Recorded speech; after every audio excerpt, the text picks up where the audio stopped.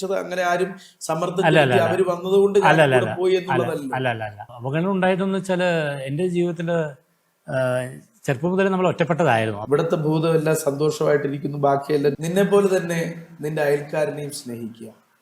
നാം നമ്മിലേക്ക് ഒതുങ്ങുന്നതല്ല യഥാർത്ഥ ആത്മീയത. പ്രേക്ഷകർക്കും ബൈബിൾ ബ്രെയിൻസിന്റെ ഭാഗമാകാൻ ഇതാ ഒരവസരം. 8 മണിക്ക് സംപ്രേഷണം ചെയ്യുന്ന ബൈബിൾ ബ്രെയിൻസ് എപ്പിസോഡിന്റെ 3 സമയങ്ങളിലായി 3 സൂചനകൾ. ആദ്യം ശരിയുത്തരം അയക്കുന്ന വ്യക്തിക്ക് 1000 രൂപ വിലമതിക്കുന്ന സമ്മാനം. ചോദ്യങ്ങൾക്കായി കാത്തിരിക്കൂ, ഉത്തരങ്ങൾ അയക്കൂ, സമ്മാനങ്ങൾ നേടൂ. ബൈബിൾ ബ്രെയിൻസ് എല്ലാ ഞായറാഴ്ചയും വൈകുന്നേരം 8 മണിക്ക് നിങ്ങളുടെ ഗുഡ് ന്യൂസ് ലൈവിൽ. ബൈബിൾ ബ്രെയിൻസിൽ പങ്കെടുക്കാൻ നിങ്ങൾക്ക് താല്പര്യമുണ്ടോ? ആരുമാകട്ടെ, ഏത് പ്രസ്ഥാനമോ ഏത് വിശ്വാസമോ ബൈബിൾ വായിക്കുന്നവരാണെങ്കിൽ നിങ്ങൾക്ക് ഈ മത്സരത്തിൽ ഉത്തരം നൽകാമെന്ന് ഉറപ്പുണ്ടെങ്കിൽ പങ്കെടുക്കാം.